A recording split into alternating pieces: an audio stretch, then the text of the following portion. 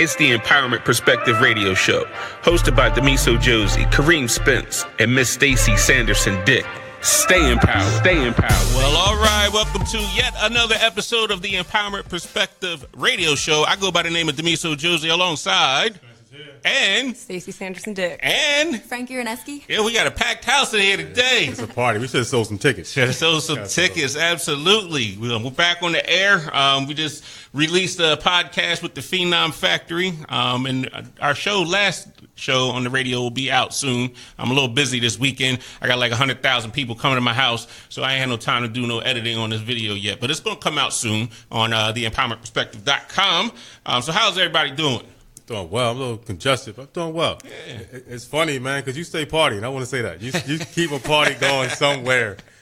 Yeah, absolutely. That's the only way to live. Yeah, in your opinion, how was your party last week?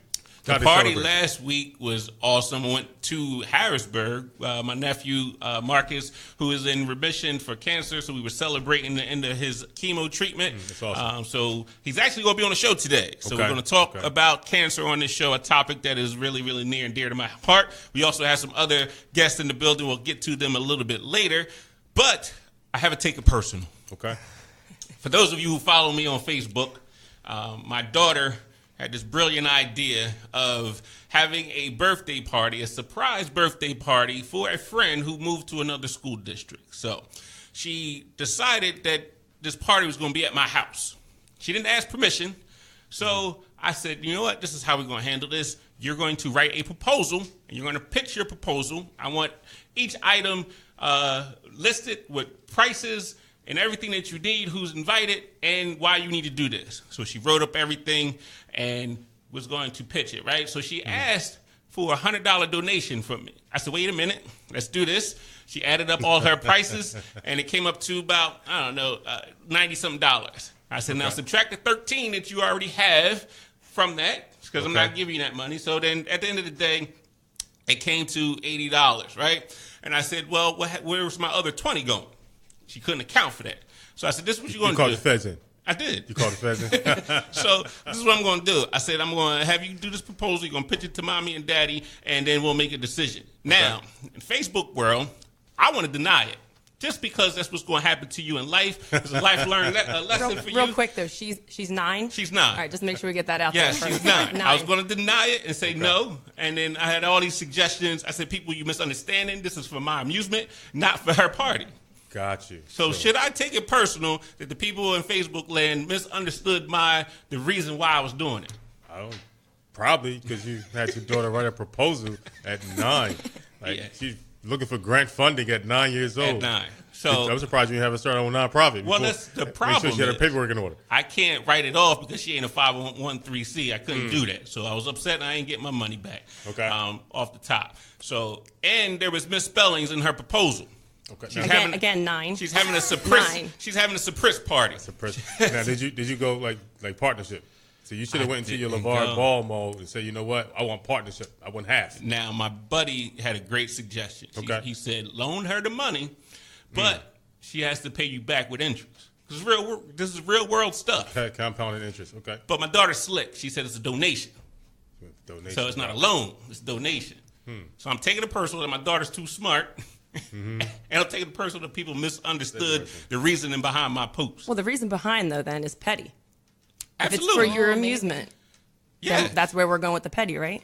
If I'm understanding things correctly from you two, this would be a petty. It's thin. It's a thin line right there. Well, you said she put in all $13 that she had, right? She had that. That's the other part. She's got way more than $13. She was only putting up $13 of her own money. She could have paid for the whole thing. That's another discussion for another time. If you guys are educators, how many 9-year-olds would take on extra work after doing all their homework and studying for tests that they're going to sit there and write up a proposal and do all this math? Even after soccer practice, too. So she did her homework after soccer practice, and she wrote this proposal. I have the 24. It's awesome. I have the $20 donation for the what-ifs that may happen when you plan a party. There's always that unexpected thing that happens. She should have put that in her proposal. That's what the $20 was for. She just didn't know what to call it because she's 9. I got you. I think I understand. So I said to her, you need to write a letter to the young lady's mother and make sure it's okay. We didn't get the okay yet from the person that matters the most. So we need to make sure that happens. But I'm going to take it personal. She's 9 years old. She should know better. We need more kind gestures like that, though, in the world. So I'm going to take it as a win, and you need to find a different thing for entertainment purposes. Right? A little bit. He's stuck at soccer practice. I've been trying to convince him to go the bowling route for about 6 months now. Have his daughters put in bowling. That way he can have fun. Mind you, last weekend I was in the rain. Mm-hmm. They played in the rain. They didn't cancel the game. I sat out there in the rain with my daughters. You played football. Did you play in the rain? Yes. I had a helmet. Did whoever was there to watch you? No, they sat in the car. See, that was my other take it personal I wanted to add, because there was parents who didn't bring their kids to the game, so the kids was down players because it was raining. And there was parents that didn't sit out there. They had umbrellas and everything else, and didn't want to sit out there in the rain. My philosophy is if my daughter's out there, I'm going to be out there. I don't care if it's 2 degrees below zero, if it's snowing, raining, I'm going to be out there with you. You should have your kids out. You signed up for it. You should have your kids out there. No, I agree. I disagree wholeheartedly. What? I disagree. Yeah. Here comes the coaching. I disagree. No, I'm not staying outside. Listen, this is your sport. This is what you signed up for, and good luck. That's petty. Daddy's going to be in the car. That's petty. Yeah, that is petty. It means a lot to see your parents out there, look out in the stands and see your parents with their umbrella. See, so you were an active person in high school. Your parents, were they out there in the rain and the snow and stuff? Yeah, they were out there watching my softball games, or I cheered at the football games. They were always there. Your mother was out there in the rain and that's yeah, well, I mean, she might have had to be there. She was the vice principal. I'm just kidding. No, but yeah, they were always out there. It meant a lot. That's messed up. That's a petty situation because your mom wasn't there for you. She was there because she had to be. That's very petty. I know. I'll have to take that up with her. So, Ms. Reneski, if you're listening, stop being petty. Stop being petty. So on this show, we're going to talk about the topic of cancer. We have, actually, my lovely wife will be a call-in soon, she's going to talk about her journey and things that she's going through. So she recently had surgery. She didn't have cancer, so she had the gene for cancer, and it was like a 98% chance that she was going to get it at some point. So she went and got a preventative surgery done. So she's going to talk about that experience. My nephew, Marcus Josey, will be calling in, who is, I think this is, year 4 with his battle with cancer. He discovered it in high school, and his story is really, really unique, and how he persevered and goes through things. But the biggest thing about his story is the effects of cancer after the treatment, and he's going to talk about that as well.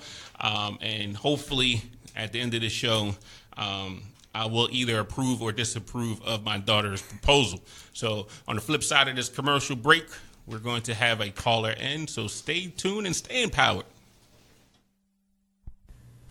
Come to the Millville Queen Diner on October 8th through the 11th from 3 to 9 p.m. to celebrate their 23 years of service. This is a 4-day celebration you won't want to miss. Order from their regular menu and save 40% off your entire check. So grab the family and head to Millville Queen Diner to celebrate and save. October 8th through the 11th from 3 to 9 p.m. The Millville Queen Diner, 23 years of serving you like royalty. From a baby's first steps to walking your daughter down the aisle, so many of life's precious moments are spent on our feet, and every step you take contributes to a healthier heart. By walking briskly for just 30 minutes a day, you can lower your risk for heart disease and stroke. So join us and take the first step to a healthier, longer life. The American Heart Association. Life is why. For more information about the Southern New Jersey Fall Heart Walk, visit snjfallhw.org. Out on the golf course, there are the obvious hazards. There's the pond, the bunker, the rough, the even rougher. Yeah, put me down for an 8. The giant maples. The row of houses out of bounds on the right. The angry flock of geese who've surrounded your ball. Even the occasional groundskeeper you had no clue was there. But if you think you found every possible hazard out there, think again. The hazard you missed could actually be a killer. It's the spot on your skin, the one that could be skin cancer. Fact is, if you're a man over 50, you're in a group most likely to develop skin cancer, including melanoma, the kind that kills one person every hour. 1 in 5 Americans is likely to develop a form of skin cancer during their lifetime. That's why your best shot is to check for a spot. It's easy. Follow through and check your skin. It could be the save of a lifetime. Go to spotSkinCancer.org to find out how. A message from the American Academy of Dermatology. Across the country, we walk, carrying flowers that signify why we want to end Alzheimer's disease. But what if, one day, there was a white flower for Alzheimer's first survivor? What if there were millions of them? Join us for the Alzheimer's Association Walk to End Alzheimer's. Visit alz.org/walk to sign up for the Cumberland County Walk to End Alzheimer's.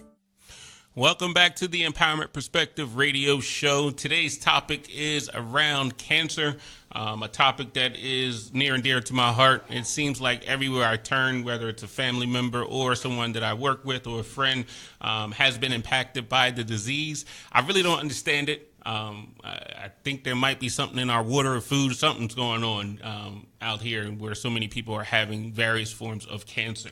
On the line, somebody really, really special. I'm really, really grateful for the fact that she decided to call in and will be sharing part of her story. My lovely wife, Rebekah. How are you, lady? Hello. How is everybody? Everybody's Hi, good. Rebekah. We're good. I'm glad that we finally get one step closer to getting you here. One step. One step. So listen, I know you're preparing for a big party at the house. I just want you to sort of share your experience of what you just went through. Okay. Well, breast cancer runs so strongly throughout my mother's side of the family. My grandmother had it. She's a survivor. My mother had it. She's a survivor. And my oldest sister was diagnosed when she was 39 years old, and she's a survivor. So good news all around there. Mm-hmm. So, of course, I was at such high risk. So it was every 6 months alternating MRIs and ultrasound. And after every ultrasound, I had to get a biopsy. And, of course, the 3D mammograms all the time, every 3 months, going to see the oncologist for preventatory issues. And I got sick of it.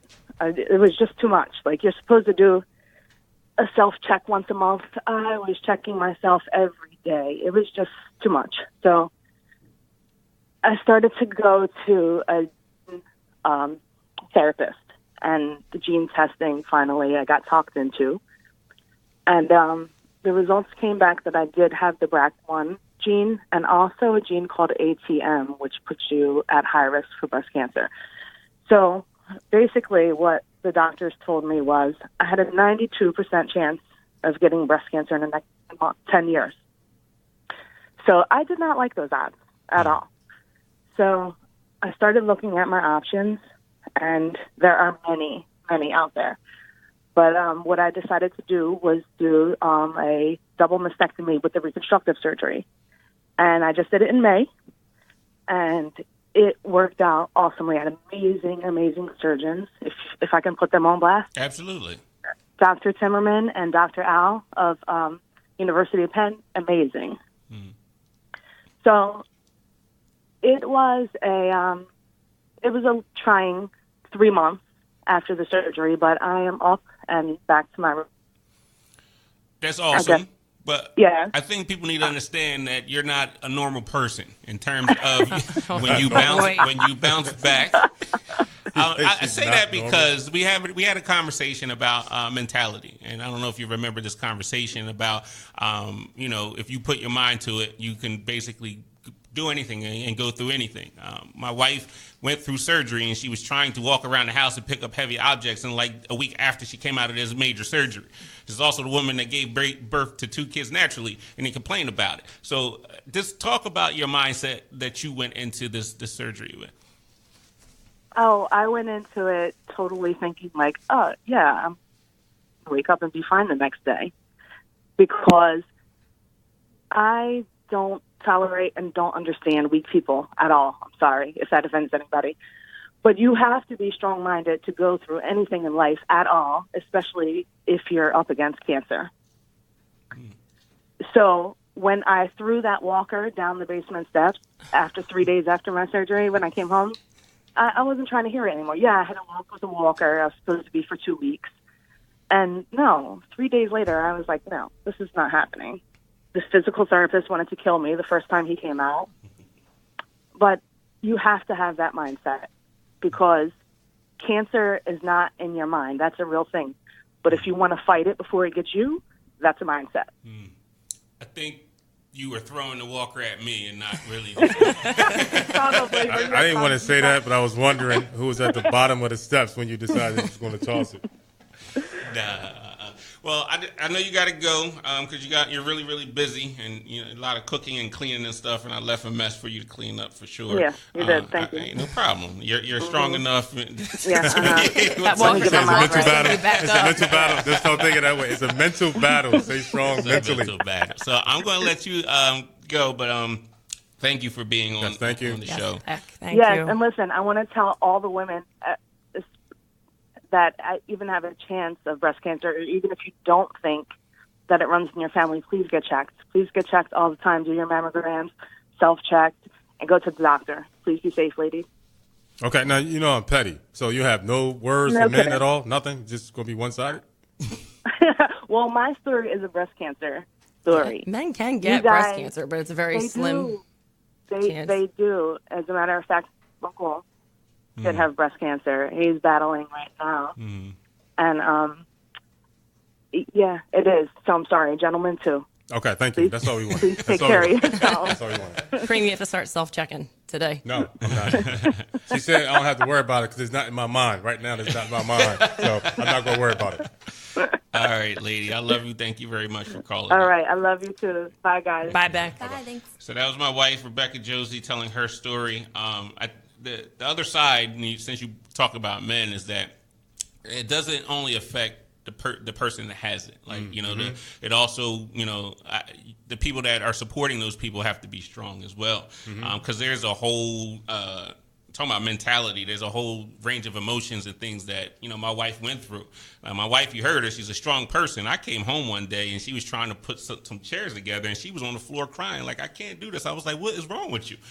I actually had to call the doctor. I was like, Dr. Al, is this normal? Like, my wife doesn't cry. She don't do this. But she was just breaking down. And it was, and she was like telling me it was the anticipation of it. She would have been fine if it was like, all right, tomorrow you go get your surgery and it's done. But because you had to schedule it, weeks and months in advance, she had too much time to think and process about it. And then now we're worried about, is my daughter's doing, going to have to go the same route. So it was a whole mental thing. And then she didn't talk about, the tubes and things that you have in you when you come out of the hospital that have to be drained and things of that nature and cleaned. And it's a big process, and especially if he look like he gonna pass out right now. It's a big process, and especially when you have children. Like my kids are 9 and 7. So how do you have that conversation with them to prepare them? So we went into it, and they were super, super duper supportive and helpful with, my wife. She let them see the scars and things of that nature. They were helping and doing things. So it was really a family effort. So my wife couldn't do anything. So now I had to do all the cleaning. 100% on you? 100%. A lot of takeout. Did you get a good glimpse? I got a good glimpse of what? What she does every day? Oh, no. What she carries on her shoulders every day? Listen, no. Come on. No. Oh, my. I can definitely relate from the kids side of things because my mom had breast cancer when I was a freshman in high school and my sister was 5 years younger, so 9 years old. So it's definitely something hard to grasp when you're that age. Even though I was in high school, I still don't fully understand. So it was definitely hard. And I could definitely relate to your wife's story because my grandmother and my mom both had breast cancer. So it's definitely something that goes through my mind, whether I need to be checked and stuff. So I definitely was inspired to be checked going forward because it's definitely something hard to deal with. Right. You better go get checked. My wife's going to throw something at you if you don't go to get checked. But it's really important to have that support, around people that are going through those things. And it took a toll on me mentally as well. I mean, I had to take family leave from work, which was cool to be home and all. But no, it was not for you at school. That wasn't cool at all. Where's Mr. Josey at? I don't know.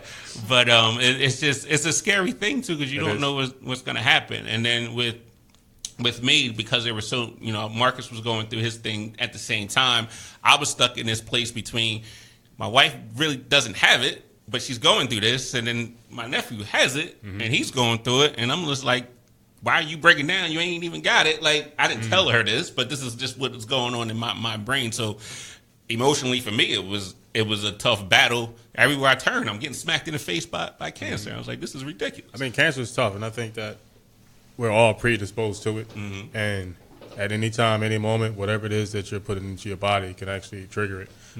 So if you're not checking yourself and you're not making sure that everything is right with you, then it's going to creep up and bite anybody. So, I mean, it's scary. I mean, and like you said, the family thing is crucial, to have a really strong support team to be able to carry you through. I mean, that's going to help you get through those rough days. The mentality, and we talk about mindset a lot and all the time. And, you know, we can carry this conversation outside of the topic of cancer, but just being in the right mindset and believing that you can do something and go through something is 95% of the battle. A lot of us in life don't go through, you know, aren't successful and aren't getting these things just because you believe that you can't do it or you believe it's not possible. I think I could do anything. Absolutely. I mean, the best thing, I don't know if it was Will Smith that said it when he was doing an interview. He said that those that believe that they can't do something is probably right. Those that believe that they can do something is probably right. So whichever mindset that you take, whether you're trying to defeat any type of illness or you're trying to accomplish something, whatever your mindset says is you're probably right. So the conversation with my wife with the mindset thing was about the birth, giving birth naturally to kids or whatever. And she said a lot of people will go into that, women will go into that saying I'm going to go naturally and then end up getting that shot, right? And then we have to get the doctor in. Yeah, we're going to get that's where I'm going. Doctor, nothing? Nothing? What's that shot in the back you get, that epidural? Epidural, yeah. I asked for as soon as I walked in. So this is Dr. Carmelita Graham's in the building. We're going to definitely get to her in a little bit. But so you went in it thinking, already knowing that you're going to and I knew there was a time frame, and I checked them every 2 minutes. Did you write your own script? That time frame. You wrote your own script, so you walk in. Here, I got a script to fill. You just have to hope the anesthesiologist is there in the building when you're ready. But my wife's point was that people are, stop lying to yourself. You knew you was going to get the shot when you walked in there. You knew you wasn't going to go natural. Like me. Right. But just be real with it. But she was like, on the flip side, if you really believe that you could do this, your body is amazing, and it will be able to accomplish what you don't think you could accomplish. I've seen videos of women picking up cars when they get into that mode where they're trying to protect their child. So it's the body's unlimited. The body can do whatever the mind wants it to. Yeah, absolutely. So the mind is really, really, really a powerful thing and tool that we should be using. So in a minute, we're going to actually jump into our next commercial break. So we got a special caller coming in. My nephew, Marcus Josey, will be calling in from York, Pennsylvania. Actually, he's in Gettysburg right now in college. So I'm waking him up early. You know how these college kids sleep to 2, 3, 4 o'clock in the morning. And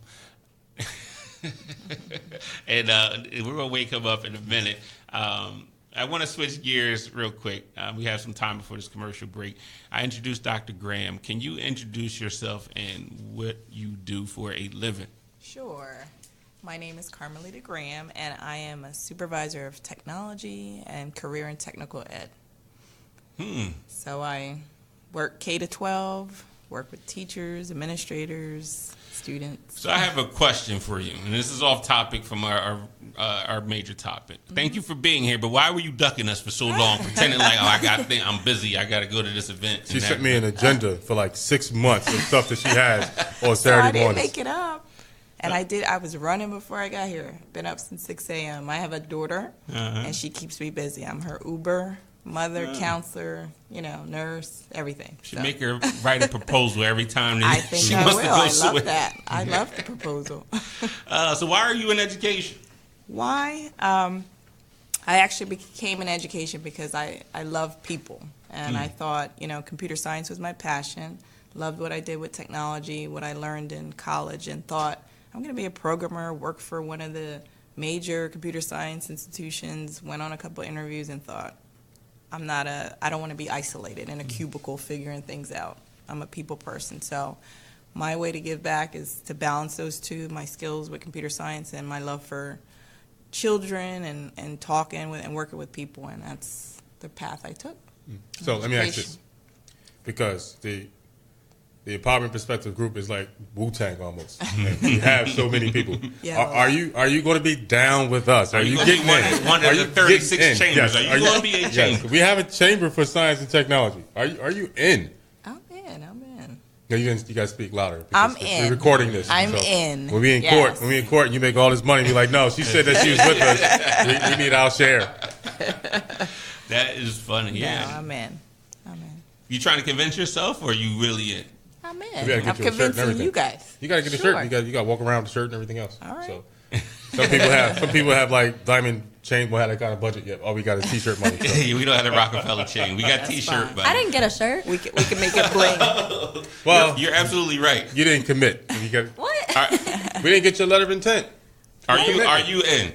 Yeah, I thought I'd been in. All right. Never got the shirt. No, we gotta get you a shirt. We gotta get everybody a shirt. If you want a shirt, make sure you hit us up on empowermentperspective.com and send us a letter to Mr. Petty explaining why you want a shirt. Yes, I need a proposal. Absolutely. Keep it under 10 pages because I don't do a whole lot of reading. I prefer a whole lot of pictures. If you can send me some more pictures than writing, then I'm fine. I won't have a whole lot of time to do a whole lot of reading. Absolutely. So, shout out to them. I do want to give a heads up to the things that we got coming up. We're in the talks with a couple of universities for some presentations and mentoring for future educators. So we're out there doing that. We're going to be hitting you guys in 2019 with so much stuff. And we have another idea that we just talked about last night. Yes. Because there is a lane that's opened up for middle school students. And we're going to fulfill that lane and teach them some financial literacy and things of that nature so that they know how to write a proposal correctly. Absolutely. And spend their money correctly. So we're going to definitely hit them up. I know Stacy's been working diligently on some resources. We're going to get that out to you as well soon as I can find some time, if I can stop partying and find some time. Then we had fun last week. Like I've seen the people we hung out with on Monday, and I asked them how much fun they had. Oh, you talking about that party? That party, yes. You always having a party. We celebrated you. For some reason, the pictures that was floating around had you like dead or something like that. And I couldn't figure out, like, yo, he's very much alive. I know I talked to him early today, and it was like, are you sure? I said, yeah, he's pretty much alive. So I guess it's unusual to have two going away parties. So this is the second one that I had because people missed the first one, and we went down there to shout out to Little Water and Distillery down there. My man Guy Zampa. Yes. Thank you for hosting it. They even had a drink called the DJ. I had one too. That was awesome. Well, you petted your way into making a drink out there. But so shout out to them and the people that came out, and then we had a little after party after that. I ain't gonna give too many details of the after party. Dr. Graham, you weren't with us. We had after party. I wasn't because I learned about it late. I was informed of the party really late, and I had another commitment. So listen, if you want to be down with the Empowerment Perspective group, that's how we operate. We gonna call you and be like, listen, we gotta be in Philadelphia at this time, and I see you in 5 minutes. So you better clear your calendar somehow, shape, form, or fashion, because it happens. Wait, we have a Google Calendar. I gave you have to and you invite haven't put Dr. anything on it. I did. I put today's show in there. I put today's show in there. No, I did. No, I put it in there before I even sent it to you guys. Well, whatever. Oh, really? All I did was look at it now. It's empty. I turned right back to the NFL channel. You silly. All right, so on the flip side of this commercial break, we got my nephew Marcus. Josey will be calling in about his battle with cancer, so stay tuned.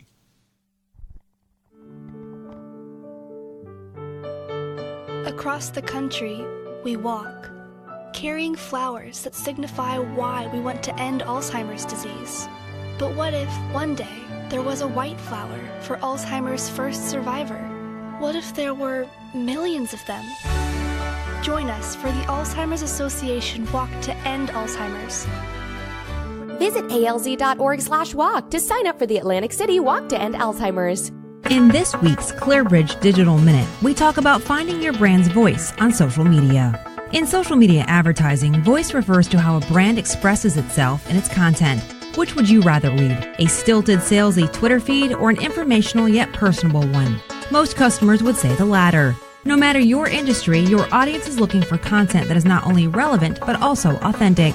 If your brand were a person, what kind of personality would it have? How would you describe the relationship between your brand and your customers? Listen to what your customers are saying. When customers engage with your brand, how do they communicate? Are they formal and precise or casual? These conversations reflect what people expect from your brand. For your voice to be compelling, it needs to also distinguish you from your competitors. Look at their social media advertising. How would you define their voice? How do you plan on standing out? A clearly defined voice can be the difference between a one-time and returning customer. This has been Rebekah Kowalowitz with your ClearBridge Digital Minute. All right, everybody in the car, let's go. What are we going to do first when we get there, Mom? Go for a hike? Sure. What about canoeing? Can we go canoeing too? I don't see why. How long does it take to get to the forest? It's not that far, sweetie. Are we there yet? Yep, we're here. Already? It's a short drive from your neighborhood to your naturehood. Visit discovertheforest.org to find a neighborhood park or green space near you. Brought to you by the Ad Council and the U.S. Forest Service. Hi, I'm Gary Monteroso, and I just love the sound of beer being poured into a glass. If you also enjoy a cold brew, then join Tara Nurin and me every week for What's on Tap. We'll bring you tasting reviews, some of the top personalities in the beverage world, and much more. Saturdays at 1 p.m. on 99.9 FM, 1240 a.m., and online at snjtoday.com. All right, welcome back to the Empowerment Perspective radio show. We are talking about cancer on this show. Again, a topic that's near and dear to my heart. You just heard from my wife, Rebekah, Josey, tell you her story about having the gene for cancer, and her story and her struggles. A very strong woman, and mentality. Your mindset is really, really important when you're dealing with anything, but for those that are dealing with cancer right now or know somebody that is doing it, having the right mindset is really, really important. The next person I have on air, someone that's super special to me, and I'm going to try not to get too emotional about it, but my nephew, Marcus Josey, is on the line. He is currently, again, in remission and still battling, some of the side effects of the treatment, things of that nature. But Marcus Josey, how are you doing, sir? I'm good. How are you doing? I'm good. Thank you for waking up. I know you in college. I know you, a young man. You probably used to sleeping in till like 2 o'clock in the afternoon. So thanks for waking up with us. Yeah, no problem. I was up early, eager about this today. So that's dope. That's nice. So go ahead. Now, Marcus, how do you refer to your uncle? Because my nephews, they call me Unc, and then all their little friends call me Unc too. So how do you talk to your uncle? Do you call him Unc? What's the name you have for him? Yeah, I call him Uncle Miso. Uncle Miso. Okay. That's funny. This is the first time I actually heard him say it, though. That's funny. He's like, it's in my mind. It's always in my mind to say Uncle Miso. Yeah, that's funny. So, Marcus, I just want to jump right into it. How about you tell your story on how you found out that you had cancer and what your journey has been like? All right. So, on April 10th, 2015, which was about 3.5 years ago now, it was just like any other day. I went to school that day. I went to my English class, and that day I actually got called down to the guidance counselor's office, and I got to the guidance counselor's office, and the guidance counselor handed me a letter, and I saw that letter was from the head football coach from Harvard University, and, to me that was a great start to the day. That was like, I'd been working my whole entire life, to play D1 football, and especially at the Ivy League level. My parents pushed me really hard in school and on the field. So, the day started really good getting this letter from the head coach of Harvard for football. And then I went back to class, and right after that class, I went to an assembly. And that assembly was for the Leukemia and Lymphoma Society. And at that assembly, they started to say the symptoms of leukemia. And once they started to say the symptoms of leukemia, I started to pay more attention, and I realized that I was having the same symptoms that they were talking about on that stage. And I had been experiencing those symptoms for about a month prior to that day. So I was having nosebleeds, I was having terrible back pain and jaw pain. I was really fatigued, just a bunch of symptoms. My nose would bleed, and it just wouldn't stop bleeding. So we were going to a bunch of doctors trying to figure out what was going on, but every time, they were just kind of writing it off and actually just misdiagnosing me.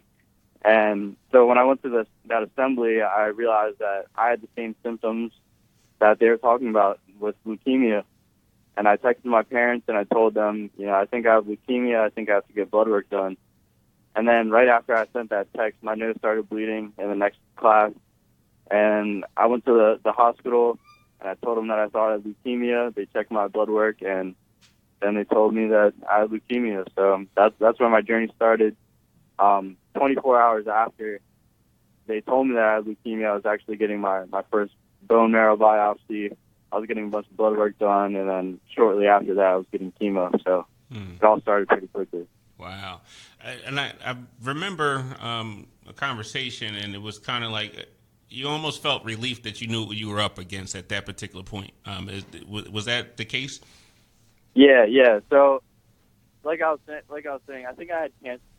I think I had leukemia symptoms about a month prior to getting diagnosed. So, around the time of my diagnosis, I was suffering a lot.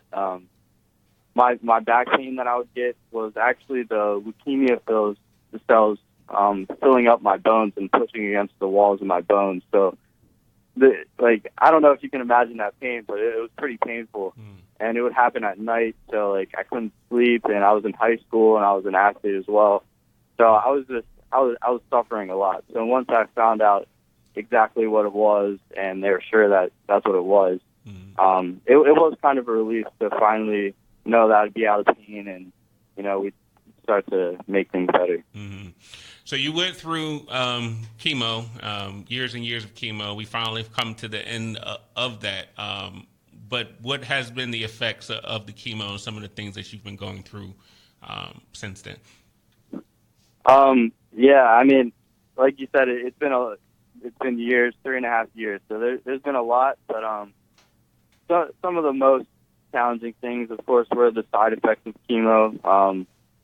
Sometimes I'd have to be in the hospital for a week just, battling side effects from chemo that was supposed to make me better. And so that was rough. I'd have to spend a lot of time in the hospital. With being on chemo, it knocks out my immune system, and that means that I can't really be in high-risk places where I could get sick easily. So, being at college is not the greatest place to be when you don't have much of an immune system. And, of course, I went to college, so, I made it harder on myself. But there's been a bunch of things. One of the biggest things that I'm battling now, which is a long-term side effect of chemo, is something called avascular necrosis, AVN for short. And this is when you get a lack of blood and oxygen supply to your bones. And for me, that was a side effect from all the steroids that I've been put on as a use of chemo. And it causes deterioration in your bones. So right now, my legs are slowly, withering away under me as a side effect from chemo. So, yeah, it's tough. I don't think I ever shared this story with you, but I remember. I think your father, my brother, was telling me a story that it was finals time for you, and it was snowing really bad up there in Gettysburg. And you were trekking across campus, you had nosebleeds, and you still went through, and took your final. Like, you were determined to do that. So I remember that story, him telling me that story. And every morning when I get up, and I lie to you not, I say to myself, I said, if Marcus can do that and go across campus and do that, I have no excuse. So when I'm at the, and I don't want to go to the gym, or I don't want to deal with a difficult parent, your picture is actually in my office. And I think about that story every single day, and just feel blessed that one, that you were part of my life, but two, that you made it through, and you're more of an inspiration than you realize on me and the whole entire family. So I didn't. Thank you. I never shared that story with you, but I figured I would. So I just and it's a motivation, and it's kind of the spirit of the Empowerment Perspective group right now. And it's like, the things that, I try to do with this organization is, I look at your story and I look at your strength and stuff. And I said, why not? Why not have a radio show? Why not, speak in front of millions of people? And then I saw you at Penn State Thon, talking in front of 17,000 people and telling your story. And I was just like, it's just a motivating factor and force. I just wanted to share that story with you. Oh, that's awesome to hear. Thank you. That means a lot, especially coming from someone as close as you. So let's talk about mindset for a second, because I guess this is where this episode is coming through. How important is it to have the mindset that you have, and just in life general? Talk about your mindset and overcoming obstacles. Oh man. I mean, it sounds really cliche to say it, but, mindset is everything. And I feel like me just saying those words doesn't really enforce what I mean by that. But just over these past 3.5 years, I've been in really tough situations. Almost every day is a tough situation, in my opinion. The beginning, they told me I had cancer. They threw a lot on my plate. I was an athlete, and my life was going to change drastically. So, you know, in the beginning, I had a ton of support, and that helped my mindset a lot. You know, everyone was telling me to be strong. You know, oh, Mark is strong. That was the hashtag that everyone used, and you know that really helped me a lot. And just so many people saying it made me believe it. I'm like, oh, Mark is strong. Like, I'm going to get through this. I'll be fine, and I'm going to do this not only for myself but for everyone who supports me. And my mindset was really strong.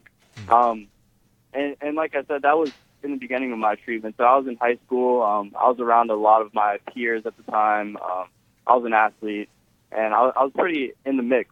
So, you know, the hashtag was something easy for everyone to do. But as time went on, you know, leukemia is a long treatment. I just finished a couple weeks ago.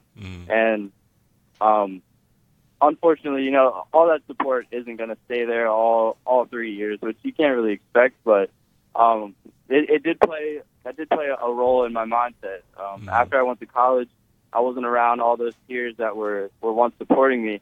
And once that went away, you know, I stopped hearing all that positivity and all that support in my ear. And I think through the first year and a half, that's what really drove me through it. But as I got to the middle, less support, and you know, for me, my battle wasn't getting any easier. Although I started to look better, I started to look more like myself. I gained weight in my face again, and my hair came back, and you know, I started to look healthy. So then everyone's like, "Oh, well, yeah, you know, he probably feels better." But for me, it was still a battle. So with this me looking better and the support kind of going away, but I'm still fighting the battle, my mindset started to change a little bit, and you know, I got a little down on myself, and times got really rough. I also got diagnosed with the AVN, which was another thing on my plate, and you know, I always look forward to feeling good after my treatment, and then having the AVN, which is a lifelong disease, that also messed with my mindset, and I started to, I'm not going to say I gave up, but I definitely had a more negative mindset on how cancer changed my life. Before, I always thought cancer made me a stronger person, and it, you know, it taught me a lot of things. And then when AVN was thrown on my plate and I was in pain a lot, it really started to shift my mindset, and that wasn't a good thing for me. You know, I started to get lazy with what I was doing, like not just my schoolwork, but like even wanting to go out to social events and work out and stuff like that. So I can't stress enough like how big of a role your mindset plays in situations, not only life-threatening situations, but just like getting up and going to the gym. Like, you need to wake up and have a positive mindset about going to the gym, and then you'll feel good afterwards. If you have a negative mindset about going to the gym, you know, and then you're in pain afterwards, you're like, oh, well, I knew that I was going to be in pain. So, yeah, I just think mindset is a huge role in anything you're doing. So, Marcus, real fast. So, what were some of the things that you would constantly tell yourself to be able to overcome those hurdles and those feelings of wanting to give up and quit? Like, what were some of the things you said? Well, I was in a pediatric hospital, so I was 17 when I was diagnosed, and 18 was the cutoff. So I was usually the oldest person on the floor while I was in the hospital, and just seeing the little kids around me who were going through a lot worse things than I was going through, and you know, they're walking around with a smile on their face, they're running through the halls, they don't even know that anything's going on to them, really. Like, this is just their life, and just watching them and seeing them really showed me that I can do it. You know, if this 7-year-old kid can come out of chemo with a smile on their face, why can't I? Like, I'm older than them, I should be setting the standard. So the younger kids that were around me really helped me keep a positive mindset. Gotcha. I'm going to switch gears a little bit because the show's really, really serious right now, and that's not what we're all about. So we ask all of our guests one particular question, but I'm going to put a spin on it today. We usually ask our guests, are you petty? But I want you to answer this question. I want you to answer the question of, do you think your Uncle Miso is petty? Do I think my Uncle Miso is petty? I want to say no. I don't think my Uncle Miso is petty. There is pettiness in the family. Oh, absolutely. But I would say there's pettiness in every family, but you have a because funny look now at your face. I'm interested because you're an athlete. All right, give me your top 5 Josey petty people. Who you got top first? 5 petty people In the Josey family. Yeah. in the Top Josey 5. family. You could put everybody on blast. Put everybody on Oh blast. jeez. You want me to answer it for you? I can do that. I'll say number 1. I'll put my mom at number 1. Okay. She's definitely top 5. My closest. Number 2. Let's go, Grammy Joe. Yes. My grandma. That's a close 1 and 2 right there. Yeah, close 1 and 2. That's like LeBron and KD. And the next, I'll give it top 3. Let's say top 3. I gotta put Alana. I know it. Pretty close to me.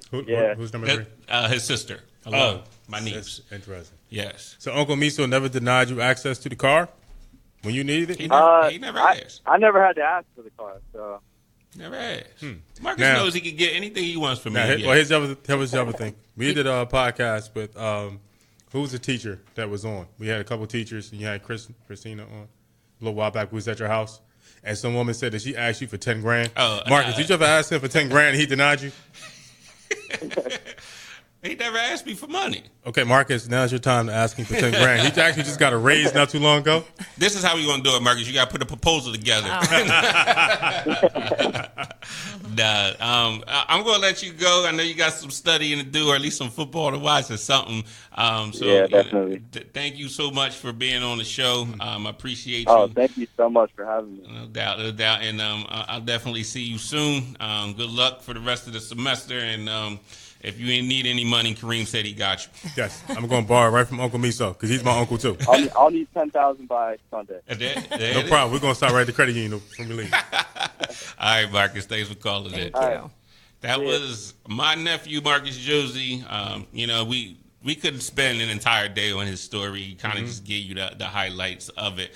An amazing person. Absolutely strong. And very, very strong. And, I mean, it's just, he went through that mentality that I'm going to get through this thing, and then, something else hit him, and then he kind of fell down a little bit, and then kind of went through, working back up. But the important thing is, which we ran out of time to talk about too, is the support system that you need around him, around you. But he also talked about how these friends and people who were there are dropping off, and not even taking it out of the context of that. That's in life, that's what's going to happen.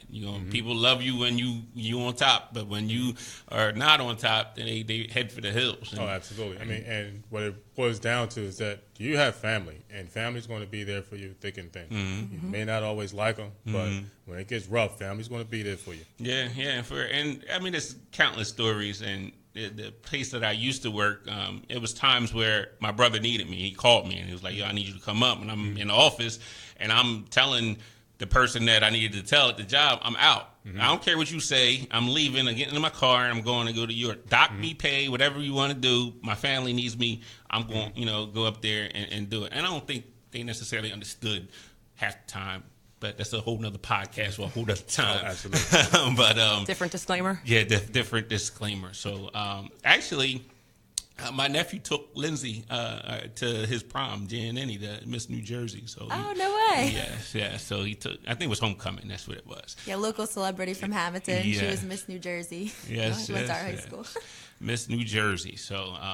We still have Dr. Graham. Yes, Dr. we're going to get on her right now.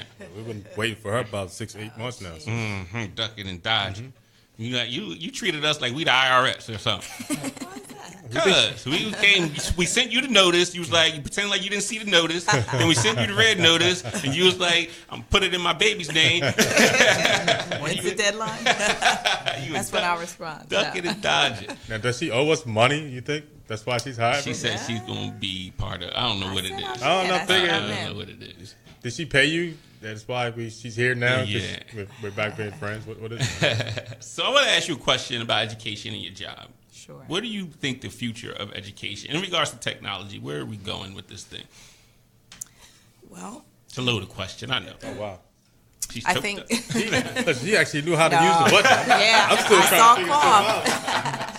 Just got over a cold. I'm still getting over it. So it's the first thing I noticed, the cough button. But definitely virtual artificial intelligence. I think we'll see more not face-to-face as we are here. There'll be, holographic us somewhere on the screen, but we'll still be together somehow. So I see that in the type of courses like students will be exposed to.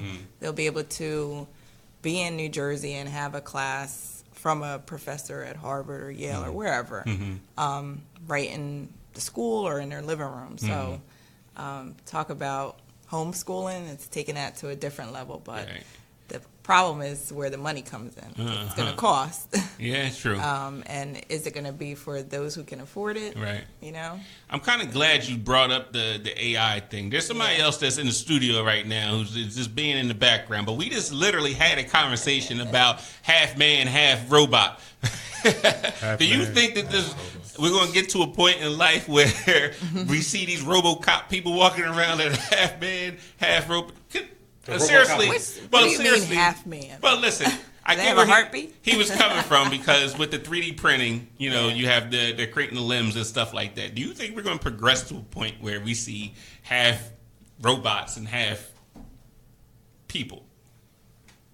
So you're saying RoboCop is real? RoboCop is real. RoboCop is real. They do have robot prototypes out there now that are almost human-like, but you're saying half human, half robot? Or are they doing human? Oh, that they can understand and comprehend and respond based. Isn't that what some of our? I knew the sunken place was real. I knew that was a real place.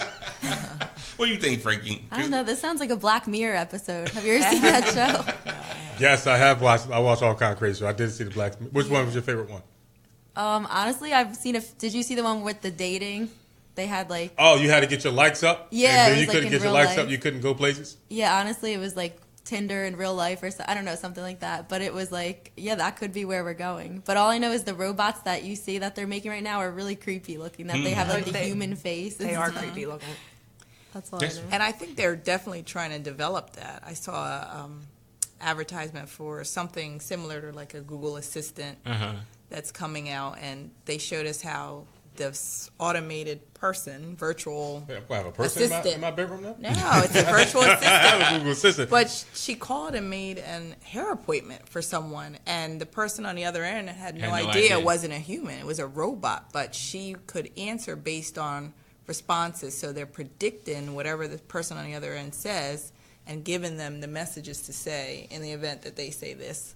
It's all computer programming and logic. If this, then that. So very interesting. So it's so it's a no-go on Google Assistant. I should get rid of my Google Assistant. No, I said it's coming. It's not exactly Google Assistant. It's another upgraded version of that. Wasn't there a movie out there the guy was in love with the computer or something? Yeah, her. Yeah, her or something like that. That was a little. The guy was in love. He had a relationship with a computer.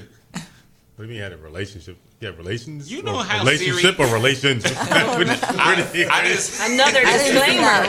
Where are we going with this?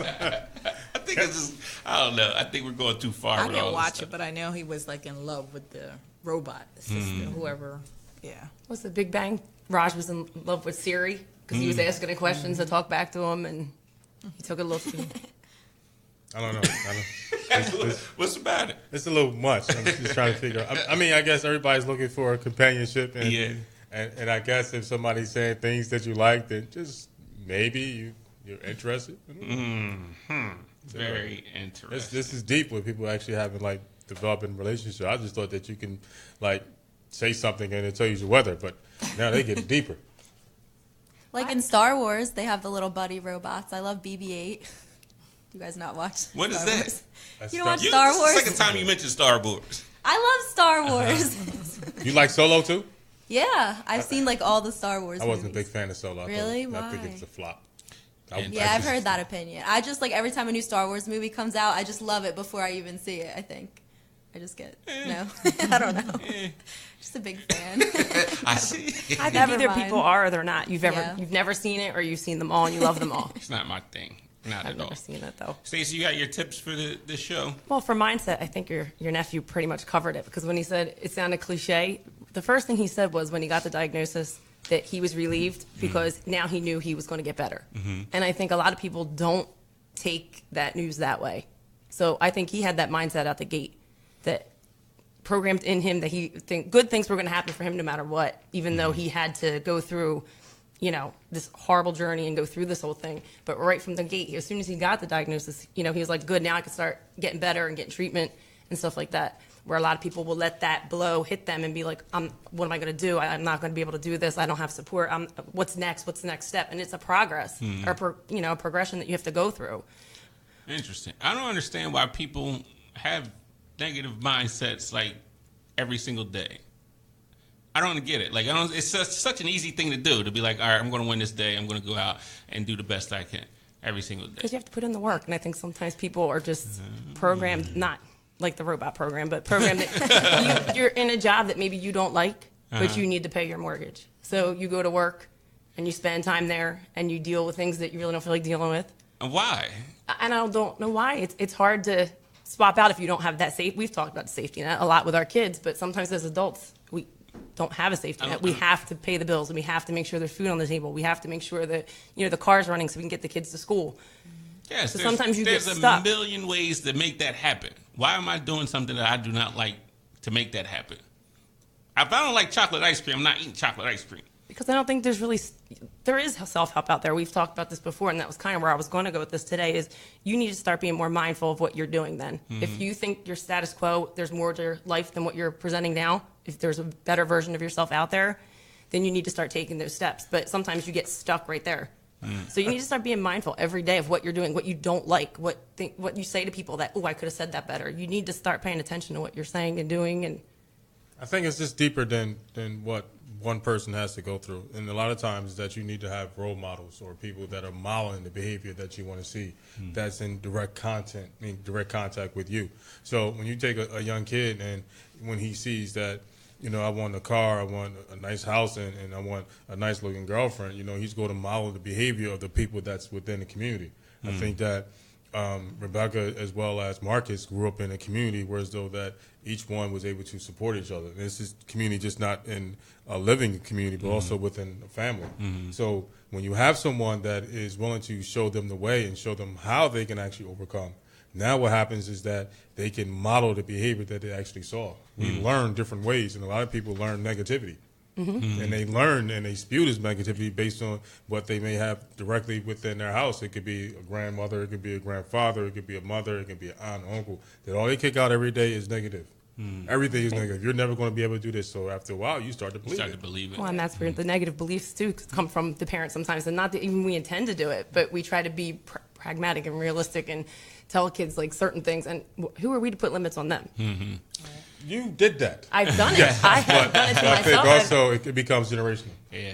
I think that it brings up a whole nother conversation, like you said earlier, another podcast. Dr. Graham is running the podcast. Yeah, we're going to talk about this whole about teaching people, children, young adults, that it's okay to fail as long as you understand why and how to move forward. And part of it is that grit, that determination. Well, Dr. Graham, we thank you for being on the show, and obviously thank my wife and Marcus for tuning in. Shout out to Old Brother on 2nd and Market. They're having an opening event actually next Saturday. So you're in the city in Philadelphia, make sure you check them out. We're back on the air in 2 weeks, dropping a couple more podcasts. I don't know where we're going to be. We're going to be somewhere. The Dr. Graham's house. Empowerment Perspective Group will be somewhere doing something big. 2019's coming, so stay tuned and stay empowered.